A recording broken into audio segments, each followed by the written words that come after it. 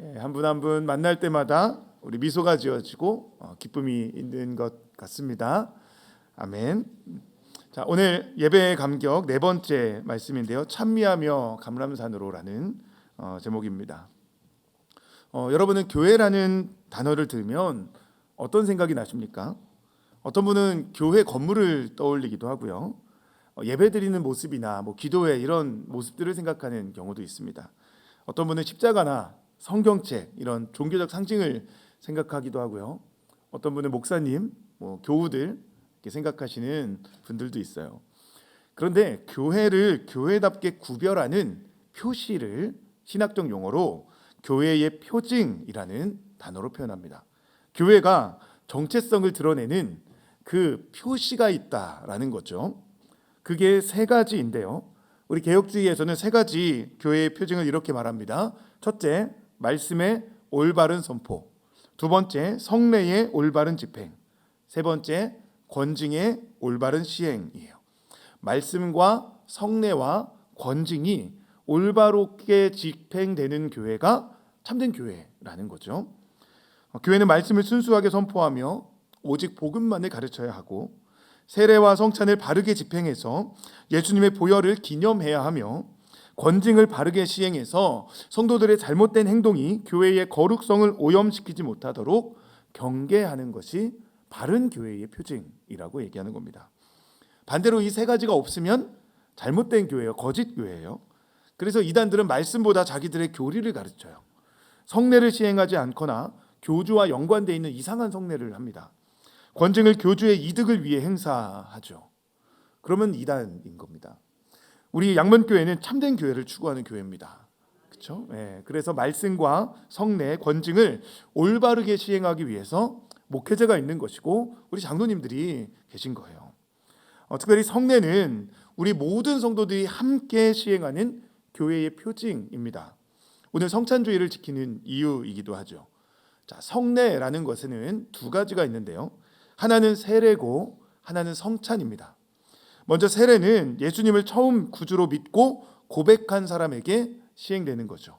물로 세례식을 진행하며 세례의식을 진행하며 이 사람이 내가 예수님을 믿습니다라고 고백하는 게 세례예요. 이 세례를 올바르게 진행하기 위해서는 그냥 아무나 세례를 주지 않고 그 사람에게 정확하게 복음을 가르치고 본인 스스로의 신앙 고백을 하는 걸 확인한 후에 세례를 주는 것이 정확한 세례의 시행입니다. 그러니까 세례 교육이 그만큼 중요한 거예요. 그렇다면 성찬은 어떻게 올바로 시행할 수 있을까요? 성찬의 의미를 알고 진심으로 참여할 때 성찬을 올바르게 시행할 수 있는 겁니다. 오늘 이 말씀 후에 성찬 예식이 있는데요. 이 여러분의 모두의 성찬이 진짜 올바른 성찬, 바르게 알고 진심으로 하는 그런 성찬이 되는 오늘이기를 축원합니다. 자, 오늘 본문은 최초의 성찬식입니다. 이때는 유월절 양 잡는 날이었는데요. 마가복음 14장 12절을 우리 함께 읽겠습니다. 시작. 무교정의 첫날 곧 유월절 양 잡는 날에 제자들이 예수께 여짜오되 우리가 어디로 가서 선생님께서 유월절 음식 잡수시게 준비하기를. 아멘. 유대인들은 무교절의 첫날 유월절에 양을 잡았습니다. 출애굽기 12장에 있는 그들을 애굽 땅에서 인도해낸 그 구원하신 하나님을 기념하기 위한 시간이 이 무교절이었고 유월절 양 잡는 날이었어요. 이날은 수많은 어린 양의 피가 땅에 흘려지는 날이었습니다. 집마다 다 어린 양을 잡으니까요. 그날 예수님이 제자들과 최후의 만찬을 하시는 거예요. 의미 있는 날이죠. 요한복음 13장을 보면 만찬의 시작은 세족식이었던 것 같습니다. 이후에 예수님이 성찬식을 진행하시는데 그 밤에 예수님이 진정한 어린 양이 되어서 붙잡히셨고 십자가에 죽으신 거예요. 이 날은 아주 중요한 날이죠. 예수님은 이 모든 일을 미리 알고 계셨습니다. 그래서 향유 옥합에 여인을 받아들이셨고 유다의 배반을 허락하셨어요. 그리고서 최후의 만찬을 진행하시는 거죠. 떡을 가지다 축복하시고 떼어 제자들에게 주시는 장면이 22절에 나와 있습니다. 그들이 먹을 때에 예수께서 떡을 가지사 축복하시고 떼어 제자들에게 주시며 이르시되 받으라 이것은 내 몸이니라 하시고. 여러분 이 장면을 한번 상상해 보시죠. 이 당시에 유대인들은 이 둥그렇게 둘러 앉아가지고 밥을 먹었습니다. 이 레오나르도 다빈치가 그린 최후의 만찬 그림에는 큰 탁자가 있잖아요. 근데 그건 고증이 좀 잘못된 거예요. 그 당시에 배경을 가지고 그린 거고요. 원래 유대인들은 그런 큰 탁자가 아니라 넓은 다락방에 모여서 이렇게 앉거나 약간 비스듬히 기대어 누운 것처럼 해서 밥을 먹는 그런 습관이 있었습니다. 전기가 없었던 시절이기에 희미한 등불이 서로의 얼굴을 비추고 있었을 거예요. 그때 예수님이 떡을, 정확하게는 무교병 하나를 집어 드시고 축복 기도를 하신 후에 떼어서 제자들에게 주시는 거죠. 여기서 사용된 이 무교병이라는 건 누룩 없는 빵입니다. 누룩의 역할이 뭐죠? 밀가루에 넣으면 이게 부풀어요. 그래서 빵이 보들보들해지죠. 먹기 좋아지게. 그런데 이 당시에 무교병은 이 효모가 없기 때문에, 누룩이 없기 때문에 납작하고 아무런 부풀어 오른 게 없는 그냥 밀가루 빵이었어요. 당시에는 이 찢어서 먹는 이런 무교병도 있었고요, 딱딱한 무교병도 있었어요. 예수님이 그걸 뜯어 주셨다는 거죠. 이 부분이 우리가 지금 하고 있는 성찬 씨가 좀 달라서 제가 유대인들의 무교병을 가져왔습니다. 이렇게 생겼거든요. 이게 옛날 방식으로 제작된 건데 이게 소리가 나요. 크래커처럼 딱딱한 재질이에요. 찢어서 먹는 것도 있지만 이런 것도 사용을 했는 무교병입니다. 예수님이 이런 무교병을 손에 드셨을 거예요. 지금 이건 이렇게 네모나게 잘 돼 있는데 공장에서 만든 거여서 이렇게 예쁘지만 당시에는 이렇게 예쁘지 않았을 거예요. 손으로 만든 거였고 뭐 울퉁불퉁했을 수도 있고요. 그리고 이거보다 훨씬 큰 크기였을 겁니다. 이 무교병을 예수님이 손으로 찢으시면 살이 찢기는 것처럼 찢어졌을 것이고, 이렇게 딱딱한 무교병이라면 잘라서 주면 이렇게 소리가 나죠. 뚝 뚝 떼서 주시는 거예요. 그때 하시죠. 받아 먹으라.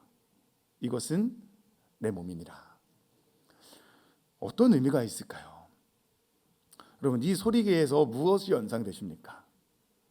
채찍에 맞는 그 예수님의 살, 십자가에 못 박히던 그 예수님의 손과 발. 예수님이 이렇게 자기의 몸을 찢고 터져서 제자들에게 나누어 주시고 우리에게 주셨음을 상징하는 것이 이 떡의 의미예요. 이렇게 된 거를 매번 사용하면 뭐 좋을 텐데라고 생각하실 수도 있겠는데요. 이 만들기도 어렵고요, 구하기도 어렵고, 그리고 무엇보다 위생상 안 좋아요. 계속 떼서 주면 여러분 한 사람 한 사람 때 다 드릴 수가 없어요. 그래서 우리 개혁교회, 한국교회에서는 잘라져 있는 떡을 사용하죠. 실제로 떡을 사용하기도 하고 카스테라 같은 걸 사용하기도 하고 공장에서 만든 종이로 만든 동그란 동전 모양의 웨이퍼를 사용하기도 합니다. 그런데 어떤 것을 사용하든 상관은 없는 거예요. 신학적으로 아무 문제 없어요. 그래서 지금 우리도 떡을 사용합니다. 아까 보니까 한 이만해요. 예. 그 떡을 보면서 우리가 맛있겠네 생각이 아니라 이게 예수님의 몸이라고 내가 생각하는 거예요. 그러니까 여기는 거죠. 예수님이 나를 위해 살을 내어주셨다, 자신의 몸을 내어주셨다는 것을 이 떡을 보며 마음에 새기는 겁니다. 받으라, 이것은 내 몸이니라. 군인들이 채찍을 때릴 때 그 벗겨졌던 그 살갗을 생각하며 이걸 먹으라는 거예요. 이 당시에 로마 군인들은 끝부분에 그 돌이나 어떤 금속이나 뼈가 달려있는 채찍을 사용했어요. 그래서 한번 이렇게 몸에 딱 붙으면 다시 떨어져 나갈 때 사리같이 팍 터져 나가는 그런 채찍을 사용했죠. 그래서 예수님도 채찍을 맞았다는 기록을 보면 많은 살점이 그곳에 떨어져 나갔을 겁니다. 우리가 성찬을 하며 그 살점을 기념하는 거예요. 나를 위해 찢기신 그 예수님. 당시의 제자들은 예수님이 이 무교병을 떼어서 주실 때 이게 무슨 뜻인지 몰랐을 겁니다. 왜 이러시지 생각하셨을 수도 있어요. 하지만 우리는 알아요. 그 떡이 나를 위한 주님의 사랑이었다는 걸 알죠. 성찬 예식에서 우리는 그 몸을 먹습니다. 그때 우리의 마음이 중요해요. 내 눈앞에 놓여진 떡을 예수님의 몸으로 여기며 먹는 겁니다. 여기서 이 먹는다는 행동은 하나가 된다는 의미를 가지고 있어요. 먹는 게 살로 가는 것처럼 이 떡이 내 입에 들어와 내 몸의 일부가 되는 거죠. 그래서 예수님의 몸을 가진 자로, 예수님의 그 은혜를 받은 자로 살아가겠다고 다짐하는 그 믿음을 갖는 겁니다. 여기서 중요한 건 믿음이에요. 어떤 형식, 어떤 떡을, 어떤 잔을 사용하는지 그건 중요하지 않아요. 어떤 메이커, 어떤 형태, 아무것도 중요하지 않습니다. 중요한 건 우리의 믿음이에요. 성찬식은 예수님을 믿는 자만 참여할 수 있는 이유가 여기에 있습니다. 아직 믿음이 없으면 믿교나 세례 교육을 받고 그 다음에 믿음을 고백한 후에 참여해야 되는 거예요. 개인적인 죄 문제로 양심의 꺼리낌이 있어도 다음에 참여하는 게 좋습니다. 왜냐하면 성찬은 그냥 하는 의식이 아니라 이 떡과 이 잔을 마시고 주님을 위해 살겠다는 결단, 그 결단 때문에 하는 것이기 때문에 그렇습니다. 물론 믿음이 없거나 아직 세례 안 받으신 분이 성찬에 참여했다고 죽거나 배탈이 나거나 무슨 문제가 생기진 않아요. 하지만 아무 소용없는 행동이라는 게 중요합니다. 중요한 건 믿음이고 삶의 변화예요. 성찬을 통해서 우리는 구원의 은혜를 새롭게 하는 것입니다. 그게 성찬의 목적이에요. 그때 우리는 십자가에 동참하게 되는 거예요. 매우 중요한 부분이죠. 여러분, 우리는 십자가의 구경꾼이 아닙니다. 우리는 자기 십자가를 지고 예수님을 따르라고 부름받은 그리스도인이에요. 그래서 성찬을 한다는 건 그렇게 새로운 삶을 살겠다는 결단을 하는 시간입니다. 어느새 나태해진 믿음을 새롭게 하는 시간이에요. 그 삶에 대한 결단이 없다면 성찬 100번 해도 아무 소용없어요. 떡과 잔을 받으며 오늘 여러분이 그런 새 마음 갖는 은혜가 있으시기를 축원합니다. 이제 잔에 대한 말씀을 보겠는데요. 본문 23절, 24절입니다. 우리 같이 읽겠습니다. 시작. 또 잔을 가지사 감사하기도 하시고 그들에게 주시니 다 이를 마시매 이르시되 이것은 많은 사람을 위하여 흘리는 나의 피 곧 언약의 피니라. 아멘. 예수님은 잔을 가지사 감사 기도를 하셨습니다. 어떤 감사 기도였을까요? 아니, 어떻게 감사 기도를 할 수 있었을까요? 여러분, 지금 이 예수님이 들고 계신 잔은 예수님의 피잖아요. 그런데 감사 기도를 하시는 거예요. 예수님은 자신의 죽음을 감사하신 거죠. 어떻게 그걸 감사했을까요? 많은 사람을 위하여 흘리는 피였기 때문이죠. 의미 없는 고난과 죽음이 아니라는 걸 알고 계신 거예요. 하나님 아버지의 뜻을 이룰 수 있기에 십자가 고난도 감사했던 것이 우리 예수님이시죠. 이건 쉬운 감사가 아니었습니다. 예수님이니까 할 수 있었던 거 아니에요. 그게 아니에요. 여러분, 예수님은 우리와 동일한 인간이셨어요. 모든 고통과 수치를 다 느끼는 인간의 연약한 몸을 입고 오셨어요. 그래서 예수님은 겟세마니에서 잔에 대해서 기도하셨습니다. 마가복음 14장 36절입니다. 이르시되 아빠 아버지여 아버지께는 모든 것이 가능하오니 이 잔을 내게서 옮기시옵소서. 그러나 나의 원대로 마시옵고 아버지의 원대로 하옵소서 하시고. 아멘. 예수님은 잔의 의미를 알고 계셨어요. 그리고 그 잔을 반드시 마셔야 한다는 것도 알고 계셨습니다. 그래서 아버지의 원대로 하옵소서 기도하셨죠. 예수님의 감사 기도는 이 모든 것을 포함하고 있는 겁니다. 여러분, 여기에 감사의 진정한 의미가 있어요. 우리가 해야 하는 감사는 나에게 어떤 좋은 일이 있어서 하는 감사가 아니라 하나님의 뜻이 이루어질 때 하는 감사예요. 그 길이 어렵더라도 고난이더라도 하나님의 뜻이 이루어진다면 그것으로 감사할 줄 아는 것이 이 잔을 기념하는 이유입니다. 그래서 이 잔을 마시는 건 예수님의 보혈을 힘입어 주님 뜻을 위해 살아가겠다는 그 약속을 하는 거예요. 그냥 마시는 게 아닙니다. 그래서 예수님은 이 잔을 언약의 피라고 지칭하셨습니다. 성찬 예식에서 이 잔을 마실 때마다 우리는 새로운 삶을 다짐하는 거예요. 포도주를 마시는 행위를 통해 예수님과 내가 새로운 언약을 맺는 것입니다. 그 언약을 표시하는 것이 25절 말씀이에요. 우리 같이 읽겠습니다. 시작. 진실로 너희에게 이르노니 내가 포도나무에서 난 것을 하나님 나라에서 새 것으로 마시는 날까지 다시 마시지 아니하리라 하시니라. 아멘. 여러분, 이 말씀은 단순한 금주 선언 이 정도의 말이 아닙니다. 예수님은 우리와 새로운 관계를 상징하는 언약의 증표로 이 포도의 나무에서 난 것을 마시지 않겠다고 말씀하고 계세요. 이제 다른 잔치에 참여하지 않겠다는 거죠. 이 땅에 다시 오실 그날까지 주님은 아버지의 명령을 기다리며 그 삶을 살아가시겠다고 하는 거예요. 기다리시겠다는 약속. 여기에 대한 우리의 반응도 약속이어야 하는 거죠. 예수님처럼 이 땅에서 다시는 포도나무에서 난 것을 마시지 않으며 하나님 나라에서 새 것으로 마실 때까지 거룩하게 살아가며 기다리겠다는 약속을 이 성찬을 통해서 드리는 거예요. 그 다짐이죠. 마치 결혼을 하면 다른 이성에게 눈길 주지 않겠다고 약속하고 그렇게 살아가는 것처럼 나는 예수 그리스도의 신부가 되었으니 다른 어떤 것을 바라보지 않고 이 말씀을 지키며 살아가겠노라고 결단하는 거예요. 이 작은 잔에 담긴 포도주는 그 예수님의 보혈을 의미하는 겁니다. 내 모든 죄를 씻으신 보혈. 그 보혈을 새롭게 마주하며 내 안에 그 잔을 모셔드리며 보혈로 살겠노라고, 믿음으로 살겠노라고 결단하는 거예요. 이런 먹고 마시는 행위는 상징적인 의미를 가지는 겁니다. 사실 떡과 잔은 아무 의미가 없는 거예요. 중요한 건 그 안에 있는 상징이죠. 상징. 예수님의 위에 살겠다는 결단을 하는 것이 성찬의 목적입니다.